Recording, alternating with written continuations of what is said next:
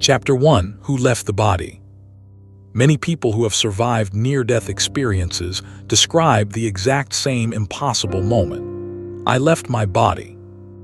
They state that they floated quietly above the operating table. They watched the panic of the medical team, saw the specific design of the surgical instruments, and heard precise conversations passing between the doctors. When their hearts are restarted, they return to waking life with vivid, verified memories they should not biologically possess. In 1991, in Phoenix, Arizona, a patient named Pam Reynolds entered the Barrow Neurological Institute for a critical procedure her surgeons called Operation Standstill.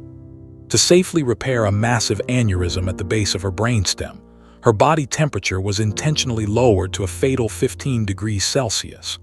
Her heart was stopped, the blood flow to her brain was completely halted, and her EEG readings flatlined into an absolute, measurable silence. She was brought as close to clinical death as modern medical technology could humanly take a living patient. Yet, when she was successfully revived, Reynolds accurately described the unique structural details of the pneumatic bone saw used on her skull, the specific words spoken by her female surgeon, and the chaotic atmosphere of the room. Details that the medical team later confirmed with absolute astonishment. For over 30 years, clinical researchers, theologians, and materialist skeptics have fiercely debated this case, all of them circling the exact same fundamental question: did consciousness leave the physical body? Buddhism finds that question incredibly interesting, but it immediately counters with a far more profound, deeply unsettling question: who left? If there was never a permanent, unchanging self inside that body to begin with, who is the passenger stepping out into the room? That is the exact question this video is about. To study Buddhist accounts of the death moment is to discover a doctrine that is hyper-precise where precision is humanly possible, and remarkably honest about its limits where it is not. For many who cross-examine these traditions, a simple question keeps pulling them back. Does the Buddhist blueprint of the dying mind describe an objective reality, or is it merely the most elaborate, highly structured form of wishful thinking in human history? When you read contemporary NDE research carefully, the comfortable, purely academic answers become very difficult to hold. Across clinical research papers and ancient palm leaf manuscripts lives a profound structural overlap that neither modern medicine nor popular spiritualism has properly examined. Few traditions on earth have produced an account of the death moment as systematically practice-based, clinically detailed, and psychologically rigorous as Buddhism. What it offers is an empirical examination of exactly what consciousness does as the physical biological machine completely shuts down. A blueprint built through centuries of deep meditation and direct, first-person investigation. This question pulls us directly into psychological territory that the secular NDE literature has never properly mapped. It is an inquiry that tracks not just who leaves the body, but what the mind stream carries with it, what it encounters on the other side of daily distraction, and why some individuals return from an absolute darkness while others return from a boundless, radiant light. This is not another simplistic roadmap of the afterlife. It is a narrower, harder, and far more urgent question. What actually remains when your sight, your hearing, your memories, and your constructed identity finally start to fail? There are 4 essential questions running through this investigation, and only the very last one is the question Buddhism was actually built to answer. Chapter 2: The Pattern Nobody Expected, 50 Years of NDE Research. A near-death experience, or NDE, is a highly specific cluster of psychological perceptions reported by individuals who have come within moments of clinical death or survived periods of cardiac arrest. The core elements repeat with striking consistency: an abrupt separation from the physical body, a rapid movement through a dark void or tunnel, an encounter with a brilliant light, a profound panoramic review of one's entire life, and the arrival at a distinct boundary or threshold that cannot be crossed if one wishes to return. Raymond Moody officially coined the term in 1975 with his landmark book Life After Life, but the phenomenon itself is ancient. Before we look at the clinical data, we must observe how NDE accounts are typically handled by the modern world. The NDE has been aggressively claimed by almost every single tradition, with an ideological point to prove. Devout Christians regularly cite the radiant light as absolute confirmation of a biblical heaven. New Age movements point to the overarching warmth and presence as proof of a singular, cosmic universal spirit. Conversely, materialist skeptics focus entirely on the void, the darkness, and the brief experiences of non-existence, treating them as definitive signs of a dying brain misfiring under extreme biological stress. Researchers spend decades arguing over whether the phenomenon completely confirms or thoroughly undermines scientific materialism. Each side carefully selects the specific accounts that fit their worldview and quietly sets aside the ones that do not. Buddhism enters this conversation from a completely different philosophical angle. It does not need NDEs as defensive proof of its doctrines. The Buddhist account of the dying mind was developed completely independently through centuries of rigorous meditation and direct internal investigation, long before anyone ever studied a cardiac flatline in a university hospital. If contemporary clinical evidence aligns with that ancient account, the alignment deserves our serious attention. If it doesn't, the core Dharma does not depend on it. That specific posture, completely open to empirical correspondence, yet entirely independent of it, is precisely what makes the comparison worth making at all. The evidence itself demands careful, sober attention. Moody did not set out to challenge the foundations of Western medicine. He was simply a philosophy and medical student collecting unusual accounts from patients who had come close to death, driven by systemized curiosity. By 1975, he had compiled 150 highly structured accounts. He fully expected his findings to be laughed out of professional medicine. What he absolutely did not expect was the immediate, overwhelming response from the medical community itself. Cardiologists, combat surgeons, and intensive care nurses began reaching out privately. One after another, they began sharing secret records they had kept in desk drawers for years, anecdotes told to no one, waiting for someone else to have the professional courage to go first. In 2001, Dutch cardiologist Dr. Pim van Lommel published what remains one of the most methodologically rigorous prospective NDE studies in medical history. Conducted across 10 Dutch hospitals, the study tracked 344 consecutive cardiac arrest survivors who had been successfully resuscitated. The study was published in The Lancet. Van Lommel found that roughly 18% of these patients reported a distinct, structured NDE.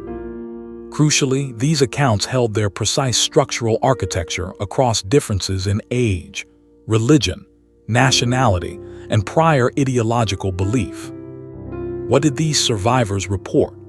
They described a complete separation from the physical body, an awareness that continued to process information with hyperclarity without any sensory input, and a threshold they could not pass. They described a presence or a light that, across vastly different cultural backgrounds, was consistently experienced as more real than anything ever encountered in ordinary waking life. They described a comprehensive review of their life, something far more intimate, unmediated, and disturbing than mere memory recall, and an eventual return to the physical body accompanied by a profound, specific reluctance. The underlying structure repeats across the globe, even as the specific cultural imagery shifts. A Christian survivor may describe encountering Jesus or a luminous, golden heaven. A Buddhist may perceive bodhisattvas or a state of boundless, unconditioned light. A completely secular person may describe a profound presence or an infinite intelligence without assigning it a religious name. The cultural clothing changes, but the skeletal structure underneath remains identical across all human backgrounds. Then there are the specific cases that deepen the philosophical question without resolving it. Researcher Kenneth Ring, along with Sharon Cooper, documented extraordinary accounts from blind experiencers, including individuals blind from birth, who described what they interpreted as clear, accurate visual perception during their cardiac arrests. While their qualitative, case-based methodology remains intensely contested by mainstream science, the question these cases raise is far more challenging than the findings themselves. What does it actually mean to perceive reality when every single ordinary physical instrument of perception has entirely stopped? More recently, the large-scale AWARE-II study, published in 2023 under the direction of cardiologist Dr. Sam Parnia, examined consciousness during active cardiopulmonary resuscitation across multiple international medical centers. Out of the interviewed survivors, a significant portion reported distinct memories or perceptions highly suggestive of conscious awareness occurring during cardiac arrest.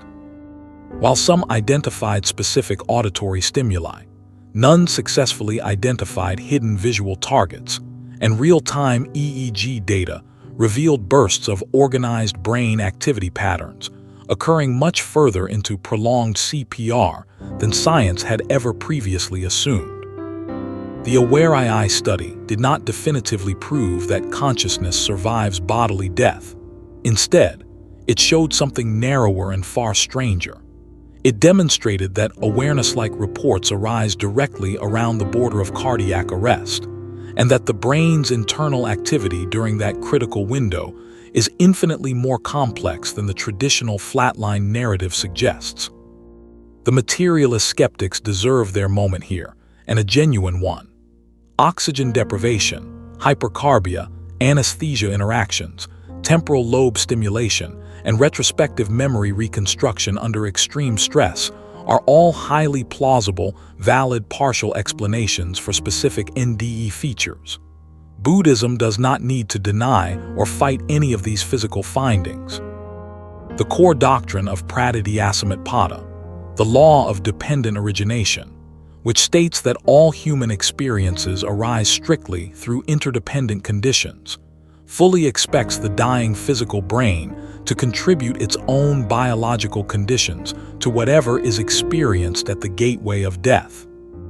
The real question is not whether physical conditions are present, but whether those biological conditions fully contain and explain the totality of the experience, or whether something within these accounts fundamentally exceeds what physical conditions alone can manufacture.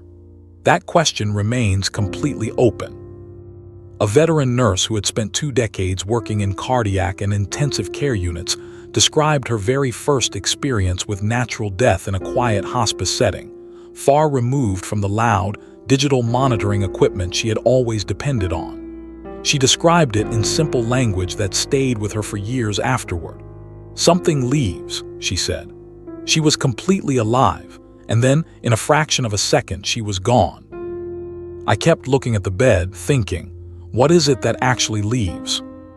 She had absolutely no spiritual framework for that question at the time. Buddhism, she noted later, was the very first tradition she encountered that took that question entirely seriously, one that neither collapsed it into a blind demand for religious faith nor dismissively brushed it aside as meaningless neurological noise. That precise question, what leaves and who is it, is exactly what 50 years of NDE survivors have been asking. Buddhism answers it differently than any of them ever expected. Chapter 3: Who Leaves the Body? The Buddhist Correction. The overwhelming majority of NDE survivors describe their transition using the exact same 4 words. I left my body. But that profound question from the opening, who left, turns out to be the most critical, consequential philosophical correction in the entire Buddhist account of death. Getting this specific point wrong turns everything that follows into a dangerous misunderstanding, one that the Buddha explicitly, repeatedly rejected throughout his teaching career. In the M.A.H.A. Macron T, a letter 1E47 H.A. Macron, Essa Nkha Waya Sutta, a monk named Sati begins spreading a serious distortion, claiming that according to the Buddha's teachings, it is the exact same, unchanging consciousness that passes on from this life to the next, running through the cycles of rebirth like a passenger changing clothes. The Buddha's correction of this mistake is immediate, sharp, and uncompromising. Misguided man, to whom have you ever known me to teach the Dhamma in that way? Haven't I stated in many ways that consciousness is dependently arisen, and that without a specific condition, there is no arising of consciousness? What continues at the moment of death is absolutely not a permanent soul, a fixed ego, or a personal I. It is a VI n tilde a macron letter 1E47 a stream, a dynamic, continuously flowing current of consciousness that is entirely conditioned by what immediately preceded it. It carries immense karmic momentum without carrying a permanent, unchanging passenger. The ancient texts use a classic, beautiful analogy to explain this. Think of a flame passing from one oil lamp to another. The flame that burns on the second lamp is not identical to the flame that just left the first lamp, yet it is completely related to it. The continuity of the energy is undeniably real, but the fixed identity is an absolute illusion. The core doctrine of anatta, or no self, is not a poetic metaphor or a comforting religious belief. It is a structural finding, a clinical description of what the human mind reveals to be true under direct, unblinking investigation. The highly detailed Theravada account of the actual dying process draws its primary architecture from Acharya Buddhaghosa's 5th century masterpiece, the Visuddhimagga, and is further systemized in the Abhidhamma s a letter 1E45g a h. As the physical body undergoes systemic failure, the 5 structural sense consciousnesses withdraw in a precise sequential order. The channels of sight, hearing, smell, taste, and physical touch close down one by one. What remains active when all 5 outer sensory doors have gone completely dark is the mono vi n tilde a macron letter 1E47, the internal mental consciousness, still fully operational and processing information without any external sensory input whatsoever. Read that ancient description directly against modern NDE testimony. Survivors consistently describe a profound state of awareness that persists with hyperclarity long after the physical senses have ceased to function, a state of being they often call more direct, unmediated, and vivid than ordinary waking life. The Theravada tradition mapped an internal architecture of the dying mind that runs strikingly close to these modern clinical accounts, over 1,000 years before the first contemporary cardiologist ever sat down with a resuscitated patient. To declare this definitive proof would outrun our scientific evidence, but the parallel itself demands serious, respectful attention. As the external sense consciousnesses complete their withdrawal, the Visuddhimagga describes a profound internal phenomenon, the arising of the kama nimitta, which are the signs of one's past karma, or the gati nimitta, the signs of one's upcoming destination. These are vivid mental impressions that surface automatically as the dying mind's habitual, defensive psychological filtering completely dissolves. The deepest emotional patterns of a lifetime, the most frequently repeated actions, and the most heavily charged memories rise to the surface of consciousness without any of the editing, suppression, or rationalization that the living mind automatically applies to preserve its ego. This is not a choice. It is a structural surfacing that emerges from beneath everything a person thought they knew about themselves. Many NDE survivors describe something remarkably similar, powerful images of profound personal significance arising unbidden, requiring zero effort and zero cognitive selection. That exact correspondence is one of the more unsettling things that modern NDE literature has accidentally stumbled into. The letter 1E45 GUTT Nikaya then points toward this state with extraordinary minimalist restraint, naming it the Pabhasara Siddha, the luminous mind. In the Pabhasara Sutta, the Buddha utters a radical statement. Luminous monks is this mind, and it is defiled by incoming defilements. Across thousands of independent NDE accounts, survivors describe an encounter with a light, a pristine clarity, a deep sense of presence, and a profound recognition that they consistently call more real than anything they have ever known.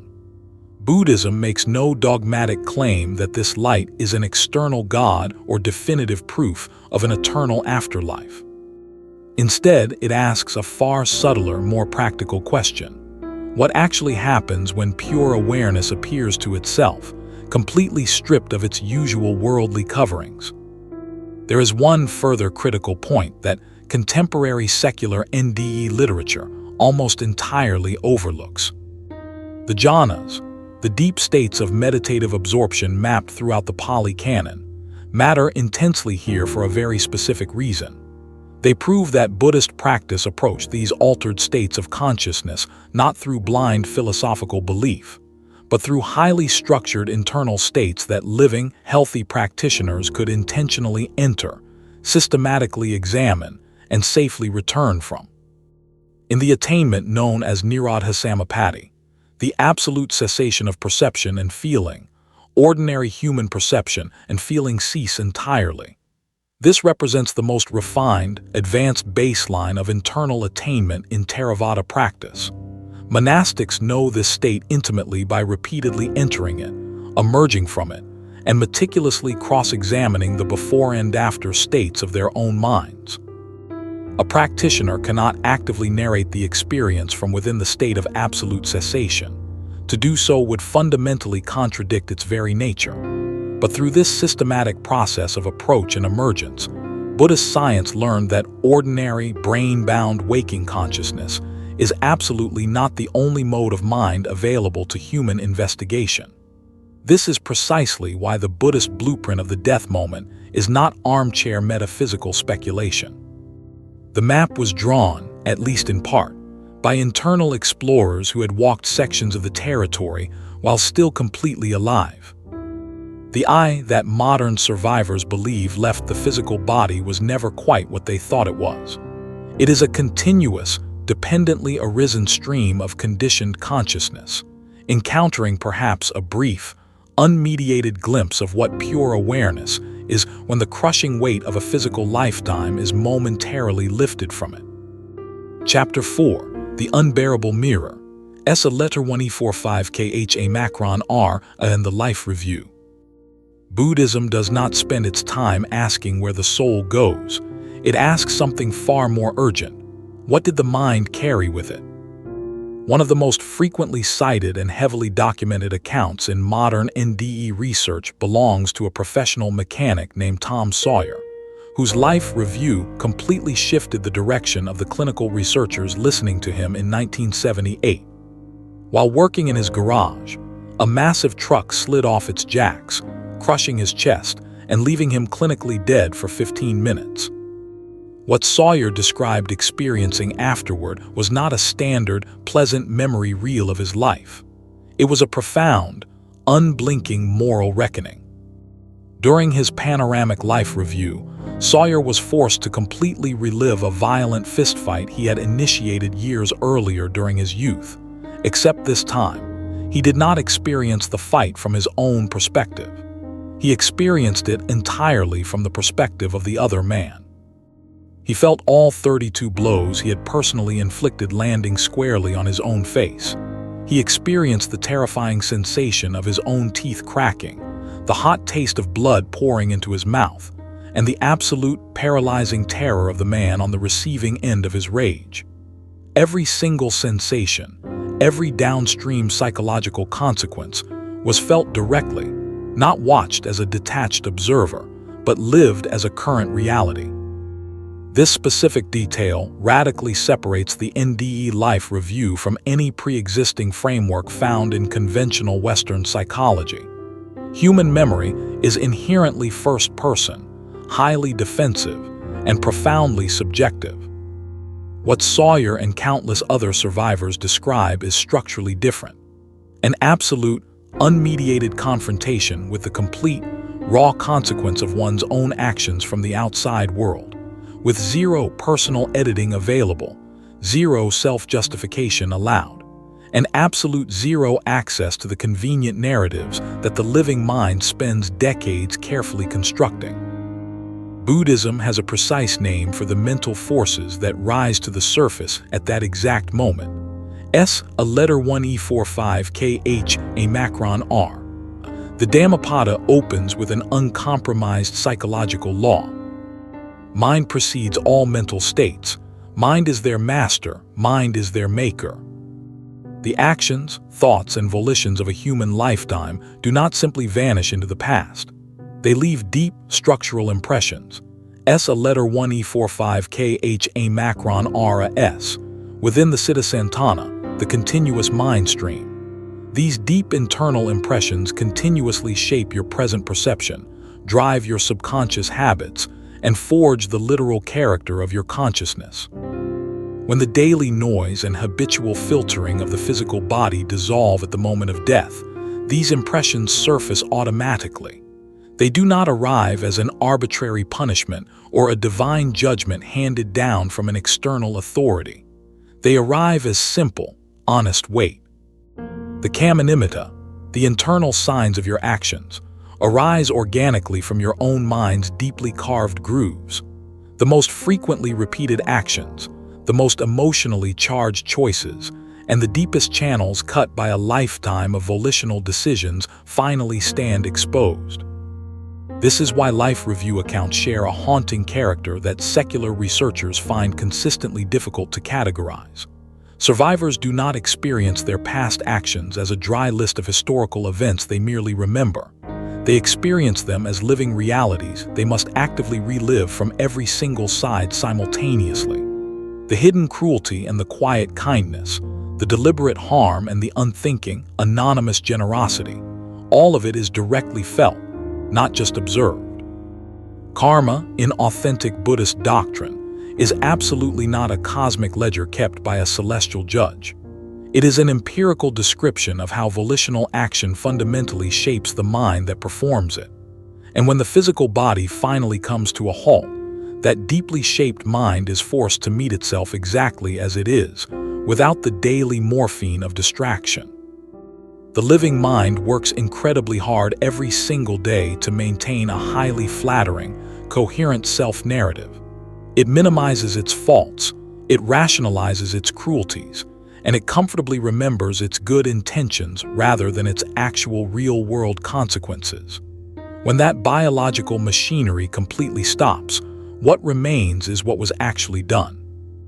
Not what you meant to do, not what you rationalized afterward, but what actually landed in the physical and emotional lives of other living beings as a direct consequence of your existence. In the M, a R, a letter 1E47, a S, a T, I suttas of the a letter 1E45, Gutt, a R, a Nikaya, the Buddha repeatedly praises the systematic recollection of death, not as a form of dark, morbid obsession, but as an act of supreme psychological urgency. The practitioner who holds each passing day consciously against the stark reality of dying before nightfall is described as heedful, alert, and deeply awake to what the undistracted mind reveals. The early Theravada tradition reinforced this through the intense practice of the charnel ground contemplations, where monastics were directed to sit quietly and observe a physically decomposing human corpse, drilling into their own awareness a stark, unblinking realization. This body, too, is of the exact same nature. It will become like that. It has not gone beyond that fate. Buddhism called this essential, systematic preparation. The modern NDE calls it something the unprepared survivor did not expect and can never unexperience. The life review reveals a profound clarity that arises entirely from within. No external authority delivers the sentence. It is simply the human mind, for the first time in its existence, seeing exactly what it spent a lifetime becoming. Chapter 5. The Dark Side of the Threshold, Distressing NDEs in the BART. Clinical researcher Nancy Evans Bush spent decades documenting a dark reality that the popular, commercial NDE literature almost never discusses. These are not the accounts of radiant light, blissful peace, or a warm, reluctant return. These are the highly distressing NDEs that survivors rarely share because they are too terrifying, too deeply disturbing, and far too distant from the comfortable spiritual narrative that has made the NDE culturally acceptable to the modern public. Dr. Bruce Grayson and other prominent researchers estimate that distressing NDEs constitute roughly 11 to 22% of all reported accounts. However, the real figure may be significantly higher, because survivors of terrifying experiences report them far less frequently due to intense shame, and the human brain naturally works to suppress and forget terrifying memories far faster than pleasant ones. Across decades of clinical tracking, 3 distinct categories of distressing NDEs emerge with chilling consistency. First, the absolute void. This is the experience of total, hyper-alert consciousness trapped within a state of absolute, infinite emptiness. There is no light, no presence, no external contact, and zero sensory data, only a raw awareness with absolutely nothing to be aware of, accompanied by a horrifying inability to end the awareness itself. Second, the threatening landscape. These are environments of intense, explicit suffering, panic, and visual terror. While the specific imagery often draws directly from the experiencer's own cultural vocabulary of fear, the underlying structural nature of the environment, inescapable, claustrophobic, and profoundly hostile, runs identical across all human backgrounds. And third, the experience of non-existence. This is perhaps the most philosophically disturbing category of all. It is the experience of knowing with absolute certainty that one exists, while being completely unable to locate anything that constitutes a personal self. It is pure awareness experiencing the total, terrifying disintegration of its own subjective identity without any preparation. To Buddhism, these dark, terrifying accounts are absolutely not embarrassing anomalies or exceptions to the rule. They are the entire point of the teaching. If the moment of death completely removes the daily morphine of worldly distraction, the human mind does not automatically meet a beautiful, peaceful light. It meets whatever it has spent a lifetime practicing becoming. This is the reality of MARA letter 1E47A macron SANNA Kamma, near-death karma. The foundational nature of your living mind completely dictates the architecture of your dying mind, not as a form of cosmic punishment, but as a direct, unmediated consequence. A mind that has spent decades habituated to fear, defensive craving, constant distraction, and deep-seated aversion carries those exact momentum-driven tendencies directly into the death moment. It meets them there, magnified 1,000 times over, with absolutely no physical body left to hide inside, and no external entertainment left to interrupt the confrontation. The journey through the intermediate state has its own extensive roadmap. The Bardo Thodol, known in the West as the Tibetan Book of the Dead, traditionally attributed to the 8th century master Padmasambhava and revealed by Karma Lingpa in the 14th century, describes the subsequent appearance of both peaceful and wrathful deities. Crucially, the text explicitly warns the dying person that these visions are not external realities, gods, or demons. They are the rangshang, the spontaneous externalized projections of one's own mind, the symbolic displays of the wisdom, and the intense defilements the practitioner has cultivated or failed to recognize during their life. In many traditional Tibetan interpretations, these visions carry a profound depth of primordial awareness that a deeply prepared mind intensely recognizes as its own true nature, and an unprepared mind flees from in absolute terror. What a mind saturated in clarity, mindfulness, and regular spiritual discipline meets at the threshold is absolute luminosity, its own deepest, unclouded nature. What a mind saturated in unexamined fear, greed, and ego-grasping meets is its own terrifying fear, with absolutely no physical escape hatch left available. Buddhist death practice did not begin in the high mountains of Tibet. It begins in the earliest layers of historical Buddhism with a letter 1E47, a S, a TI, with the charnel ground contemplations, and with the Buddha's tireless insistence that the precise internal state of your mind matters most when everything else is being stripped away. The Tibetan tradition elaborated these insights with extraordinary symbolic and practical precision, but the psychological root runs identical across every single historical school of the Dharma. A hospice nurse once documented a dying patient with advanced, terminal cancer whose attention, even as her body underwent systemic shutdown, remained entirely focused on the well-being of the person she loved, rather than her own immense physical dying process. Every single morning, she used her remaining energy to meticulously coordinate and freeze future meals for her husband, ensuring he would be properly cared for long after she was gone.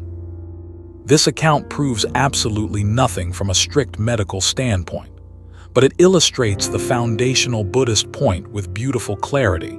The human mind does not arrive at the gateway of death completely empty. It carries with it only what it has practiced most deeply.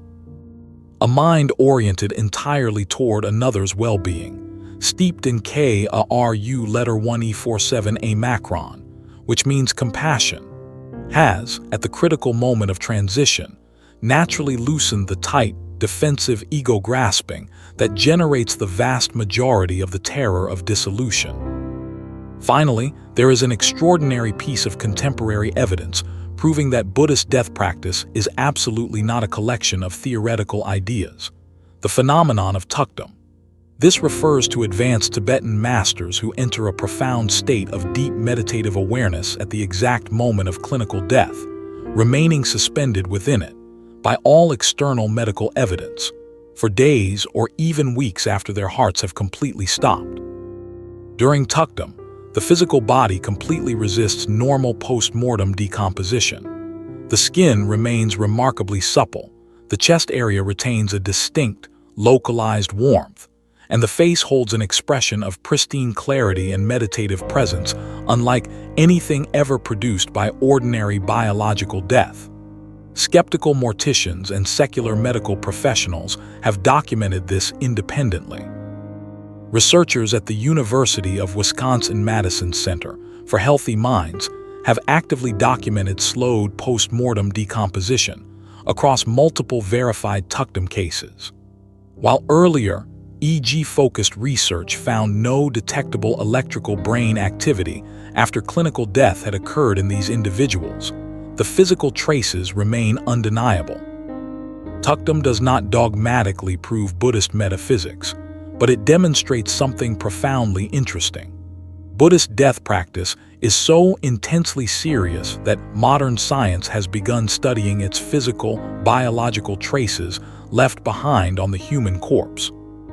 The difference between a luminous, peaceful near-death transition and a terrifying, distressing one, Buddhism argues, is absolutely not a matter of random fate, cosmic luck, or divine preference.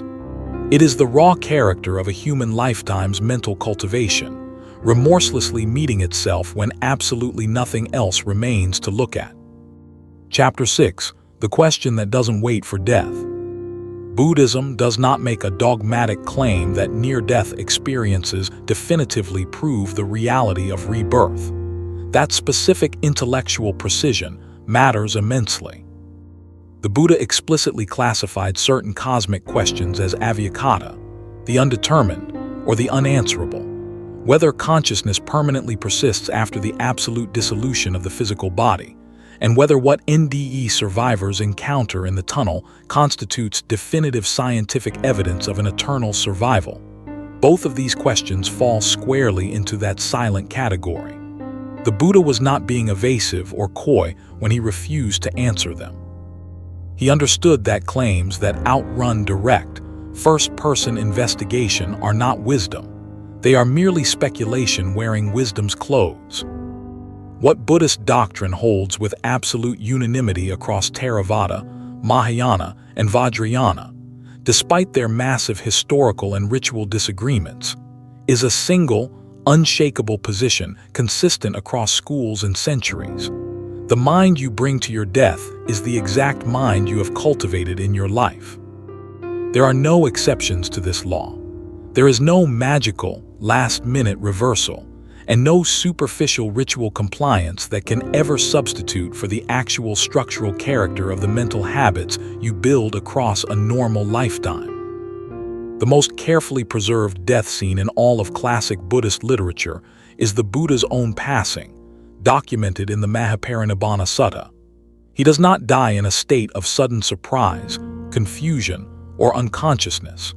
He dies with absolute clarity, surrounded by his monastic sangha and lay followers, intentionally moving his mind through the jhanas sequentially, ascending through the formless attainments, entering and releasing the cessation of perception and feeling.